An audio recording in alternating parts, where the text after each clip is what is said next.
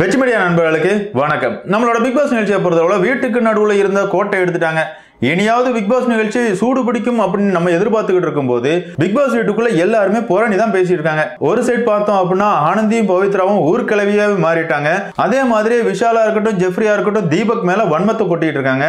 ஒரு சைட் பார்த்தோம் அப்படின்னா அருண் நானும் ரவுடிதான் அப்படிங்கிற மாதிரி கோமாளித்தனத்தை பண்ணிட்டு இருக்காரு. கடைசியா பார்த்தோம் அப்படின்னா முத்துக்குமரன் காலில் விழுந்து கிடக்குறாரு. அதே மாதிரி விஷால், தர்ஷிகா இவங்க ரெண்டு பேரை பொறுத்தளவுல காதல் பண்றாங்களா இல்லைன்னா வேற எதுவும் பண்றாங்களா அப்படிங்கிற மாதிரி இருக்குது. அப்படி இன்னைக்கான எபிசோட்ல என்னெல்லாம் நடந்துச்சு அப்படிங்கறத டீடைலா பார்த்தலாம். வீடியோக்குள்ள போறதுக்கு முன்னாடியே நம்ம சேனலுக்கு நீங்க புதுசா இருந்தீங்க அப்படின்னா மறக்காம சப்ஸ்கிரைப் பண்ணிருங்க. வாங்க வீடியோக்குள்ள போலாம். அதாவது இன்னைக்கான எபிசோட பொறுத்தவரை நேத்து ராத்திரி நடந்ததுதான் முதல்ல காட்டுறாங்க. அதாவது இந்த இடத்துல தர்ஷிகா, ராணவ் இந்த ரெண்டு பேருமே பேசிட்டு இருக்காங்க. தர்ஷிகாவை பொறுத்தளவு ராணவ் நீ இப்போ ஓகேவா அப்படிங்கிற மாதிரி கேக்குறாங்க. ராணவ் பொறுத்தளவு எனக்கு ஓகே தான். என்ன பொறுத்தளவுல ஆண்கள் எல்லாருமே என்கிட்ட கம்ஃபர்டபுளா தான் இருக்கிறாங்க. அதே மாதிரியே பெண்களை பொறுத்தளவுல நீங்க எனக்கு ரொம்பவே சப்போர்ட்டா இருக்கீங்க அப்படிங்கிற மாதிரி தர்ஷிகா கிட்ட சொல்லிட்டு இருக்காரு. அந்த இடத்துல தர்ஷிகா வந்து நான் எல்லார்கிட்டயும் அப்படிதான்டா, பவித்ராவுக்குமே நான் இப்படிதான் தூரத்துல இருந்து ஹெல்ப் பண்ணுவேன், உன்னையுமே நான் அப்படிதான் பாக்குறேன், உனக்காக பவித்ரா கிட்ட நான் எவ்வளவு பேசியிருக்கேன், உங்களோட காதல் கண்டென்ட்டுக்காக நான் மாமாவெல்லாம் பார்த்திருக்கேன் அப்படிங்கிற மாதிரி தர்ஷிகா இந்த இடத்துல பதிவு பண்றாங்க. இவங்க ரெண்டு பேரும் இப்படி பேசிட்டு இருக்கும்போது பக்கத்துல இருந்த முத்துக்குமரனை பொறுத்தளவுல என்ன தர்ஷிகா மாட்டிக்கிட்ட, நீங்க மட்டும் மாட்டிக்கிட கூடாது அப்படிங்கிறதுக்காக தான் இன்னொரு ஜோடியை ரெடி பண்றீங்களா அப்படிங்கிற மாதிரி கேட்கிறாரு. உடனே தர்ஷிகாவும் ஆமா அப்படிங்கறத ஒத்துக்கிறாங்க. அதுக்கப்புறமா முத்துக்குமரன் ஒரே ஒரு அட்வைஸ் தான் கொடுக்குறாரு. தர்ஷிகா உங்களை பொறுத்தளவுல உங்களுக்கு பிடிச்சிருக்குன்னா என்ன வேணாலும் பண்ணுங்க, அதனால உங்களோட கேம் மட்டும் பாதிக்கப்படாம பாத்துக்கங்க அப்படிங்கிற மாதிரி ஒரு அட்வைஸ் கொடுக்குறாரு. அதாவது முத்துக்குமரனை பொறுத்தளவுல எல்லாருமே போட்டியாளர்கள் தான். அவங்களோட கேம் பாதிக்கப்படுது அப்படின்னா இவருக்கு தான் பிளஸ் பாயிண்ட். ஆனா அவரை பொறுத்தளவுல எல்லாருக்குமே பல இடங்கள்ல உறுதுணையா நிக்கிறாரு அப்படிங்கறதுல எந்த ஒரு மாற்றிக்கிறதுமே இல்ல. இந்த இடத்துல தர்ஷிகாவுக்கு கொடுத்த அட்வைஸா இருக்கட்டும், இல்லனா சாச்சனா ஆளும்போது சாச்சனாவுக்கு ஆதரவா பேசுறதா இருக்கட்டும், இப்படி எல்லாருக்கு ஆதரவாகவும் முத்துக்குமரன் பல இடங்கள்ல நின்னுகிட்டு தான் இருக்கிறாரு. இதெல்லாம் முடிஞ்சதுக்கு அப்புறமா இன்னைக்கான எபிசோட் ஸ்டார்ட் ஆகுது. இன்னைக்கான எபிசோட பொறுத்தளவுல எப்பவும் போலவே ஒரு கலகலப்பான பாட்டோட தான் ஸ்டார்ட் ஆகுது. அடுத்ததா கார்டன் ஏரியாவை காட்டுறாங்க. கார்டன் ஏரியால ரயான், விஷால், ஜெஃப்ரி இந்த மூணு பேருமே உட்கார்ந்து பேசிட்டு இருக்காங்க. அந்த இடத்துல ஜெஃப்ரி என்ன சொல்றாரு அப்படின்னு பார்த்தோம்னா தீபக்க பொறுத்தளவுல கேப்டன் ஆயிட்டாரு, இனி அவர் யார் பக்கமும் திரும்ப மாட்டாரு அப்படின்னு அவர் சொல்லிட்டு இருக்காரு. உடனே அந்த இடத்துல விஷால் வந்து கேப்டன் அடிக்கிறது தான் எங்களோட முக்கியமான வேலையே அப்படிங்கிற மாதிரி சொல்றாரு. ஜெஃப்ரி வந்து அருண்லாம் தீபக் மேல சமகான்ல கொலகான்ல இருக்கிறாரு அப்படிங்கிற மாதிரி சொல்லிட்டு இருக்காரு. ஆக மொத்தத்துல ஜெஃப்ரியா இருக்கட்டும், விஷாலா இருக்கட்டும், அருணா இருக்கட்டும், இவங்க மூணு பேருமே தீபக் மேல சமகான்ல இருக்காங்க. என்ன காரணம் அப்படிங்கறத தெரியல. இந்த இடத்துல ஜெஃப்ரியும் சொல்றாரு, எப்பா இப்படியே தீபக்கு பெஸ்ட் பெர்ஃபார்மர் கொடுத்துக்கிட்டீங்கன்னா தீபக் எப்பதான் வெளியே அனுப்ப முடியும் அப்படிங்கிற மாதிரி ஜெஃப்ரி பேசிட்டு இருக்காரு. அதாவது என்ன பொறுத்தளவுல ஜெஃப்ரி மேல ஒரு அனுதாபம் இருந்துச்சு. ரொம்பவே கஷ்டப்பட்ட இடத்துல இருந்து இந்த இடத்துக்கு வந்திருக்காரு. அப்படி இருக்கும்போது நம்ம பேசுற வீடியோவால ஜெஃப்ரிக்கு ஒரு பாதிப்பு வந்துடக்கூடாது அப்படிங்கிறதுக்காகவே இவ்வளவு நாள் ஜெஃப்ரியை பத்தி நான் எந்த வீடியோவுமே பதிவு பண்ணது கிடையாது. அதே நேரத்துல ஜெஃப்ரியோட ஆட்டம் தலைகீழ ஆகிட்டு இருக்குது அப்படின்னே சொல்லலாம். இப்போ அவரை பொறுத்தளவுல ஜாக்லின், சௌந்தர்யா இவங்க கூட தான் க்ளோஸா இருக்கிறாரு. அதெல்லாம் ஓகே தான். இருந்தாலும் பல இடங்கள்ல முத்துக்குமரன், தீபக் இவங்களை தாக்குற மாதிரி பேசுறதெல்லாம் பார்க்கும்போது இதெல்லாம் பேசுறதுக்கு உனக்கு என்னப்பா தகுதி இருக்குது? நீ பிக் பாஸ் வீட்டுல என்ன பண்ணிட்டு இருக்க? எல்லா பெண்கள் இடுப்புலையும் ஏறி உட்கார்ந்துகிட்டு இருக்க, இல்லனா அவங்க அவங்களோட இடுப்புல ஒன்ன தூக்கி வச்சுக்கிட்டு இருக்காங்க. சோஃபால உட்கார்ந்து இருந்தா அப்படின்னா சௌந்தர்யாவோட கையை தடவிக்கிட்டு இருக்க, இல்லனா சௌந்தர்யாவோட இடுப்புலும்பு குத்துது அப்படிங்கிற மாதிரி சொல்ற. இதெல்லாம் எந்த லிஸ்ட்லடா நாங்க சேர்க்க?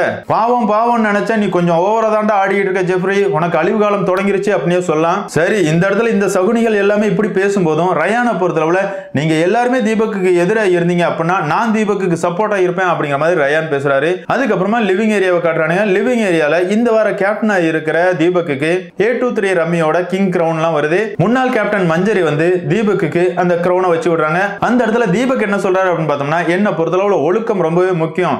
இந்த பிக் பாஸ் வீட்டுக்குள்ள இனி விதிமீறல்கள் எதுவுமே இருக்கக்கூடாது, வீட்டையும் ரொம்பவே சுத்தமா வைக்கணும் அப்படிங்கிற மாதிரி சில அட்வைஸ் கொடுக்குறாரு. அது மட்டும் இல்லாம எல்லாருக்குமே ஒரு டாஸ்க்கும் கொடுக்குறாரு. அதாவது இங்க இருக்கிற எல்லாருக்குமே எல்லார பத்தியும் தெரியுமான்னு கேட்டோம்னா கண்டிப்பா தெரியாது. அப்படி நீங்க புரிஞ்சிக்காத ஒரு நபரும் இருப்பாங்க.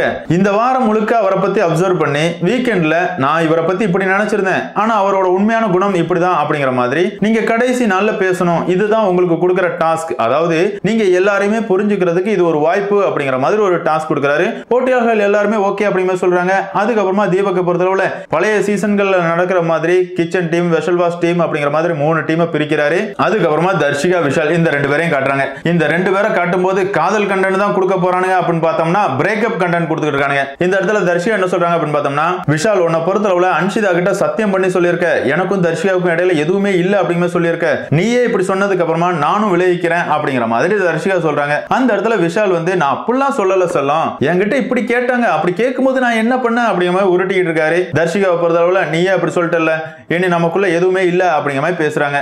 இது இத்தோட முடிஞ்சிருச்சு அப்படின்னு நம்ம நினைச்சோம்னா அதெல்லாம் வாய்ப்பே இல்ல. எனக்கான எபிசோடு முழுக்க இந்த காஜி காதல் தொடர்ந்துகிட்டே தான் இருக்குது. ஆமாங்க, காஜி காதல் தான் சொல்ல முடியும். வந்த முதல் நாள்ல இருந்து 30வது நாள் வரை தர்ஷிகா வந்து என்னை விட 2 வயசு கம்மி, அவன் எனக்கு தம்பி மாதிரி, 8 வருஷமா எனக்கு தெரியும் அப்படிங்கிற மாதிரி எல்லாம் சொல்லிக்கிட்டு இருந்துட்டு திடீர்னு அவனை பார்த்து எனக்கு பொங்கிட்டு வருதுன்னா அதுக்கு பேர் என்ன சொல்ல முடியும்? வேற எதுவுமே சொல்ல முடியாது. இப்படி இவங்களோட காதல் கண்டென்ட் முடிஞ்சதுக்கு அப்புறமா மறுபடியும் லிவிங் ஏரியாவை காட்டுறாங்க. லிவிங் ஏரியால டாஸ்க் லெட்டரை தீபக் படிக்கிறாரு. வேற எதுவுமே கிடையாது. இந்த வாரத்துக்கான ஆடியன்ஸ் போல்ல ஆண்கள் எல்லாருமே சேர்ந்து பெண்கள்ல யாரு நம்பிக்கைக்குரியவர் அப்படிங்கிற மாதிரி தரவரிசைப்படுத்த சொல்லியிருக்காங்க. நீங்க தரவரிசைப்படுத்தணும் அப்படிங்கிற மாதிரி ஆண்கள் கிட்ட சொல்றாரு. ஆண்கள் எல்லாருமே சேர்ந்து தரவரிசைப்படுத்துறாங்க. அந்த வகையில ஆண்களின் நம்பிக்கைக்குரிய முதல் பெண்ணா அன்ஷிதா தேர்வு செய்யப்படுறாங்க. 2வது பவித்ரா, 3வது தர்ஷிகா, 4வது சாச்சனா, 5வது ஆனந்தி, 6வது ஜாக்லின், 7வது சௌந்தர்யா, கடைசி இடத்துல மஞ்சரி. இப்படி ஆண்களை பொறுத்தளவுல நம்பிக்கைக்குரிய பெண்ணா தரவரிசைப்படுத்துறாங்க. வெளியே இருந்து பாக்குற நம்மளை பொறுத்தளவுல இந்த பட்டியெல்லாம் செட்டே ஆகாதுப்பா, எல்லாருமே உங்களுக்கு எதிராக சதித்திட்டங்கள் தான் தீட்டிட்டு இருக்காங்க, எந்த இடத்துலயும் உங்களுக்கு சாதகமா அவங்க பேசவே கிடையாது,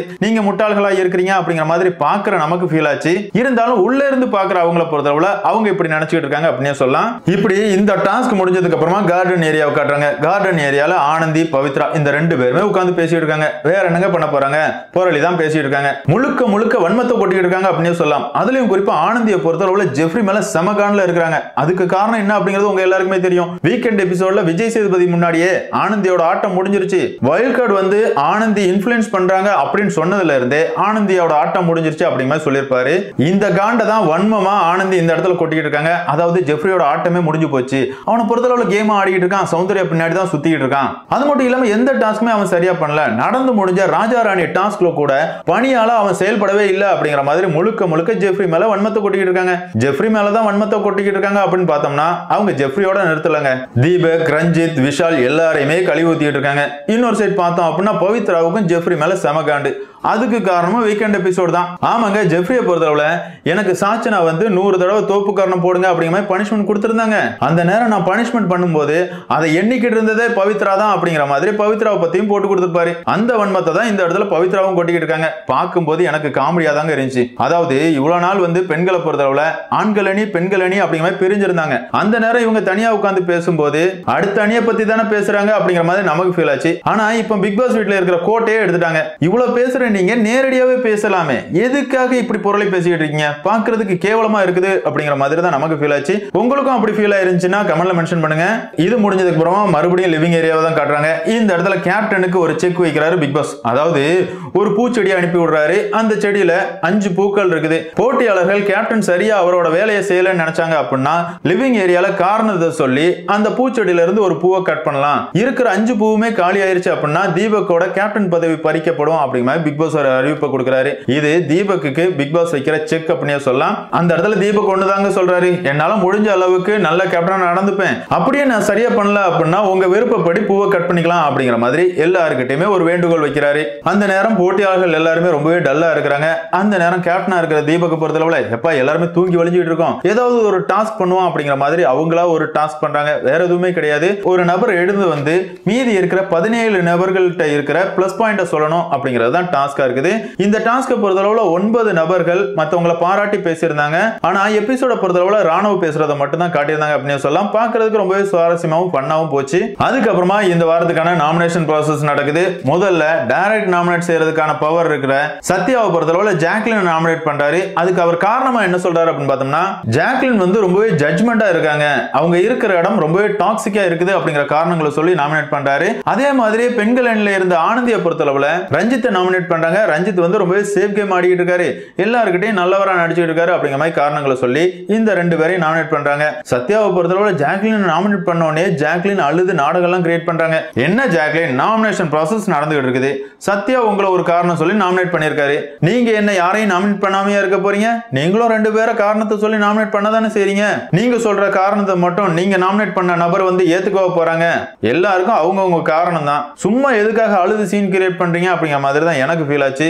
ஆமா தானங்க, அவங்களுக்கு வலிக்குது இல்ல, அதே மாதிரி தானே அடுத்தவனுக்கும் வலிக்கும். அப்படி இருக்கும்போது அடுத்தவனை பத்தி இவங்க நாமினேட் பண்ணாம இருக்கணும்ல, முடியுமா? இது ஒரு கேம் ஷோ. எல்லாருமே ஏதாவது ஒரு காரணத்தை சொல்லி யாராவது ஒரு ஆளை நாமினேட் பண்ணி தான் ஆகணும். இருந்தாலும் இந்த இடத்துல ஜாக்லின் பண்றதை பார்க்கும்போது கொஞ்சம் ஓவரா தான் இருந்துச்சு அப்படின்னு சொல்லலாம். அதுக்கப்புறமா இந்த வாரத்துக்கான நாமினேஷன் ப்ராசஸ் நடக்குது. இந்த வாரம் நாமினேஷனை பொறுத்தளவுல கார்டன் ஏரியால எல்லா போட்டியாளர்களோட புகைப்படங்கள் இருக்குது. நாமினேட் செய்ய போற நபர் வந்து அவர் யாரெல்லாம் நாமினேட் பண்ணணும்னு நினைக்கிறாரோ அந்த 2 பேரோட போட்டோவை எடுத்து அதுல ஒரு இண்டு மார்க்கை போட்டு கேமரா முன்னாடி காரணத்தை சொல்லி அவங்க போட்டோவை கசக்கி மெயின் கேட் வழியா தூர எறியணும் அப்படிங்கிறது தான் இந்த வார நாமினேஷன் ப்ராசஸா இருக்குது. எல்லாருமே நாமினேஷன் எல்லாமே பண்ணி முடிக்கிறாங்க. ஒட்டு மொத்தமா இந்த வாரம் 10 நபர்கள் நாமினேட் செய்யப்பட்டிருக்காங்க. அது யாரெல்லாம் அப்படின்னு பார்த்தோம்னா ஜாக்லின், ரஞ்சித், மஞ்சரி, சாச்சனா, சத்யா, ஆனந்தி, சிவா, அன்ஷிதா, ரயான், விஷால், இப்படி 10 நபர்கள் நாமினேட் செய்யப்பட்டிருக்காங்க. என்ன பொறுத்தளவுல இந்த வாரம் மஞ்சரி வெளியேறினா முத்துக்குமரனுக்கு நல்லது அப்படிங்கிறது என்னோட கருத்து. ஆமாங்க, போன சீசன்ல பிரதீப் ஆண்டனி சூப்பரா கேம் ஆடிட்டு இருந்தாரு. மாயாவை என்னைக்கு நம்பினாரோ அன்னைக்கே பிரதீப் ஆண்டனியோட கேம் முடிஞ்சு போச்சு. அதே மாதிரி தான் இந்த சீசனை பொறுத்தளவுல முத்துக்குமரன் சூப்பரா கேம் ஆடிட்டு இருக்காரு. ஆனா மஞ்சரியை நம்பிட்டார் அப்படின்னா அவரோட கேம் முடிஞ்சிருச்சு அப்படிங்கிறது என்னோட கணிப்பு. பொறுத்திருந்து பார்க்கலாம், மஞ்சரியை நம்புறாரா இல்லனா ஒரு போட்டியாளரா மட்டும்தான் அவர் நினைக்கிறாரா அப்படிங்கறதெல்லாம். இப்படி நாமினேஷன் ப்ராசஸ் எல்லாமே நடந்து முடிஞ்சதுக்கு அப்புறமா ஜாக்லின் வந்து ரயான்ட்ட புலம்பிட்டு இருக்காங்க. சத்யாவை நான் ரொம்பவே நம்பினேன், சத்யா என் மேல இப்படி ஒரு பழிய போட்டாரு, நான் அப்படிப்பட்டவெல்லாம் கிடையாது, நான் தப்பு பண்ணா மன்னிப்பு கேட்டுருவேன் அப்படிங்கிற மாதிரி இந்த இடத்துல தன்னை நியாயப்படுத்தி ரயான்ட்ட பேசிட்டு இருக்காங்க. ரயான் ஒண்ணுதான் சொல்றாரு, நீ எதுக்காக இதெல்லாம் பெருசா எடுத்துக்கிற, எல்லாரும் ஒவ்வொரு காரணத்தை சொல்லி நாமினேட் பண்ணதானே செஞ்சோம், விட்டுரு அப்படிங்கிற மாதிரி சமாதானப்படுத்துறாரு. அடுத்ததா பார்த்தோம் அப்படின்னா விஷால், அன்ஷிதா இந்த 2 பேரும் பேசுறத காட்டுறாங்க. அந்த இடத்துல விஷால் வந்து நான் தர்ஷிகாவை காதல் பண்ணல, இருந்தாலும் தர்ஷிகாவை பொறுத்தளவுல என்ன ரொம்பவே பிடிச்சிருக்கு அப்படிங்கிற சொல்லிட்டு இருக்கா. நம்ம எல்லாருமே ஒரு கேம் ஷோல தான் இருக்கோம், ஒரு தப்பான நம்பிக்கையை நான் தர்ஷிகாவுக்கு கொடுக்க விரும்பல, அவளோட ஃபீலிங்ஸ்ல விளையாடுறதுக்கு நான் விரும்பல அப்படிமே சொல்லிட்டு இருக்காரு. என்னடா கோமாளி, இதுல ஃபீலிங்ஸ்ல விளையாடுறதுக்கு விருப்பம் இல்லங்கிற.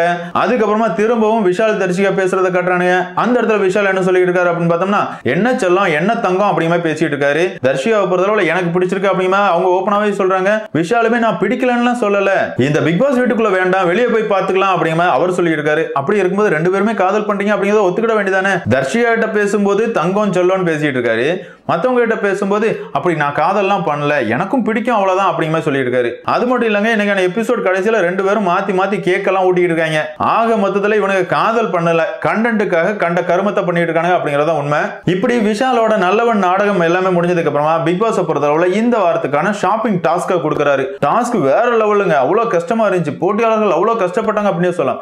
இதுவரைய எந்த சீசன்லயுமே இப்படி ஒரு டாஸ்க் நம்ம பார்த்திருக்கவே மாட்டோம். ஆமாங்க, 18 போட்டியாளர்களும் ஹாஃப் பாயில் போடணும், மஞ்சக்கரு உடையாத எல்லா ஹாஃப் பாயிலுக்கும் 500 பாயிண்ட் அப்படிங்கிற மாதிரி பிக் பாஸ் சொல்றாரு. இதுல போட்டியாளர்கள் எல்லாருமே ஹாஃப் பாயில் போடுறாங்க, சௌந்தர்யாவோட ஹாஃப் பாயில் மட்டும் தான் உடைஞ்சிருது.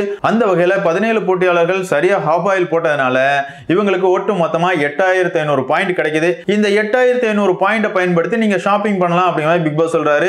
ஷாப்பிங்கும் நடக்குது. இந்த வாட்டி ஷாப்பிங்கை பொறுத்தளவுல முதல் சீசன்கள்ல நடக்கிற மாதிரியே பிளாஸ்மா டிவில பொருட்களோட பெயர்களும் அதனோட விலை எல்லாமே எழுதப்பட்டிருக்குது. பொருட்களை தேர்வு பண்றதுக்காக விஷால், ஜாக்லின் இந்த 2 பேருமே இருக்காங்க. பொருட்களை போர்டுல எழுதுறதுக்காக முத்துக்குமரன் இருக்காரு. டாஸ்க் சிறப்பா போயிட்டு இருக்குது. அந்த இடத்துல அவங்க எடுத்த பொருட்களோட தொகை வந்து கிட்டத்தட்ட 8500 நெருங்கிருது. அதுக்கப்புறமா தான் தோசமாவு இருக்கிறத பாக்குறாங்க. உடனே சாச்சனாவா இருக்கட்டும், பவித்ராவா இருக்கட்டும், காஃபி பவுடர் வேண்டாம், தோசமாவு வாங்க அப்படிங்கிற சொல்லி இருக்காங்க.